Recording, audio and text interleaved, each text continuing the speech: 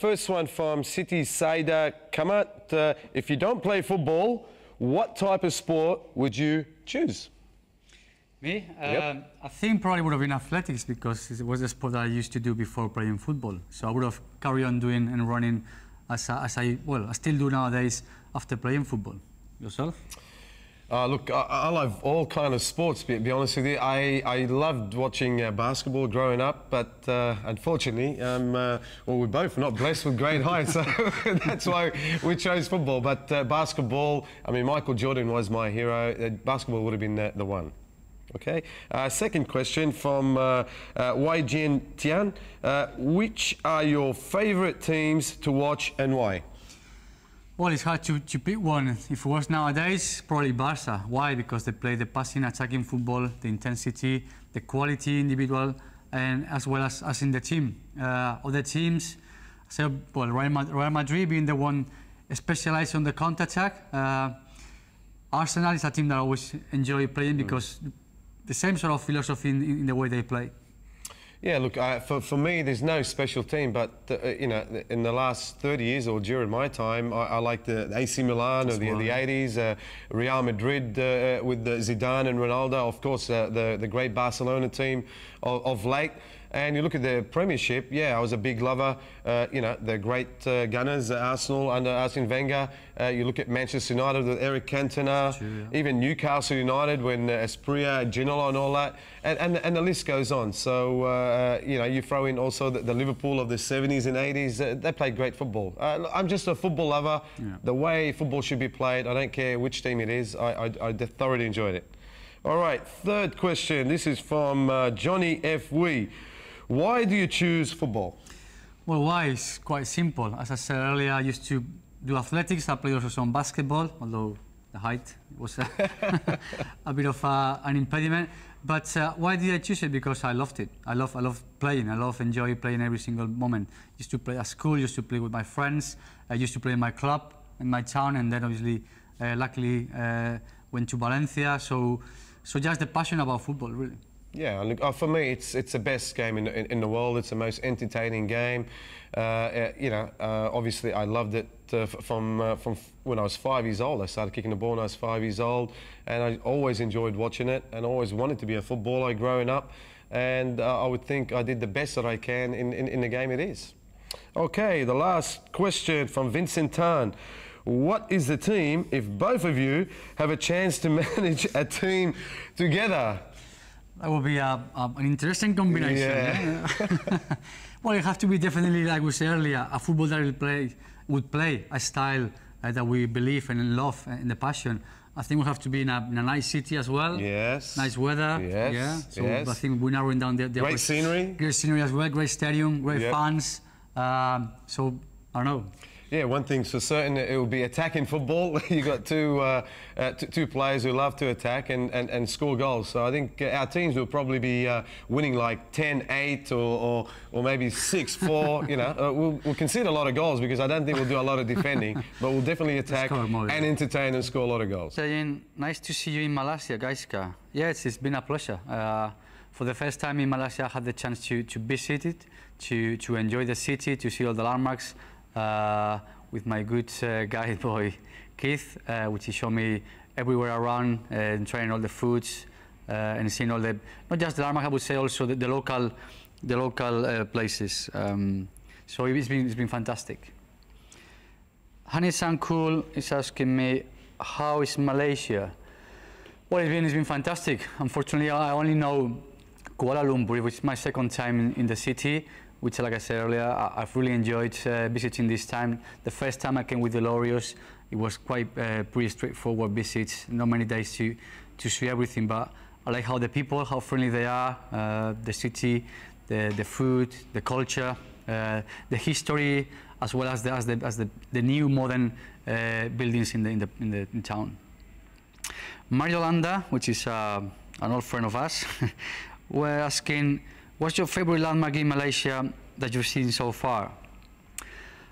It'll be difficult to choose one. I like the old town of Kuala Lumpur, but obviously the Twin Towers, I think they are something stunning, something that is impressive.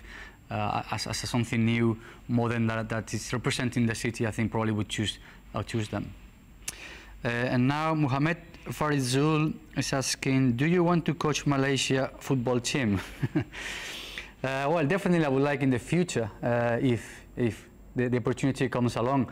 At the moment I'm getting my coaching badges, so I still have to obviously finish them, and we'll see what the future there holds for me. First question from John Jubilee JB.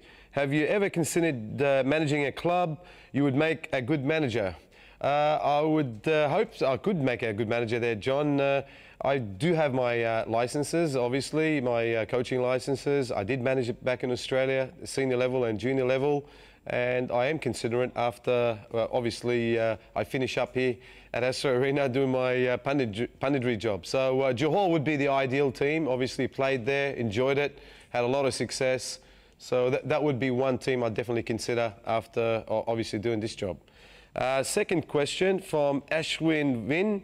Why are you bald? That's a good question, because I choose so. I think I look a lot better without hair than I did with hair. That's probably why.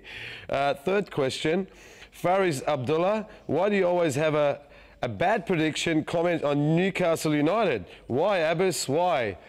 That's a bit harsh. I used to enjoy watching Newcastle United. I've, obviously during the Kevin Keegan era, the David Ginolas, the Faustino Asprilla, Alan Shearer, I don't have anything, really that much bad to say about him. But yeah, look, these days under the current manager, there's been a lot of problems with the new chairman and so. So I think they need to get their act together off the field and on the field, because they're a big club and they're a fabulous club. And I don't, I don't have anything that bad to say against them on purpose. I just say it as it is. The last question, Ho Wei Yin.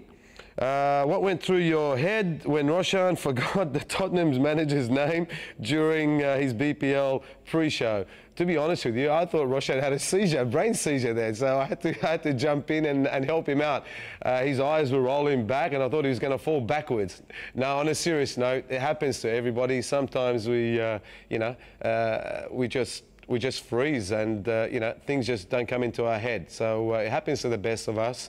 But as a good pundit and as a friend, I thought I'd help him out, which I did.